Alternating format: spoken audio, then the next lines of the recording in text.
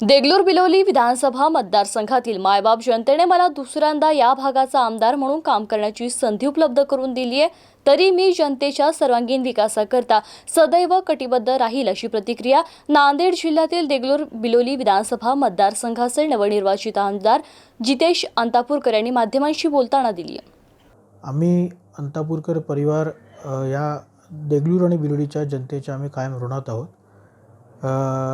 आम्ही कुठला राजकीय वारसा घेऊन आम्ही या ठिकाणी काम करीत नाही आहोत. आम्ही काम करतो ते समाजाच्या हितासाठी, या भागातल्या मातीतल्या माणसांच्या विकासासाठी, या भागाचं आपल्या हातून काहीतरी चांगलं घडावं या हेतूने आम्ही काम करत आहोत. वडिलांचा सुद्धा तोच हेतू होता, परंतु त्यावेळेस मी राजकारणाच्या कुठल्याही राजकीय पदावरती नव्हतो किंवा कुठल्याही निवडणुकीला मी केव्हाच थांबलो नव्हतो. वडिलांच्या आकस्मित जाण्याच्या नंतर मला मायबाप जनतेनं ही संधी दिली. माननीय आमचे दैवत सन्माननीय अशोकरावजी चव्हाण साहेब या राज्याचे माजी मुख्यमंत्री, ते या भागाचे राज्याचे त्यावेळेस सार्वजनिक बांधकाम मंत्री होते.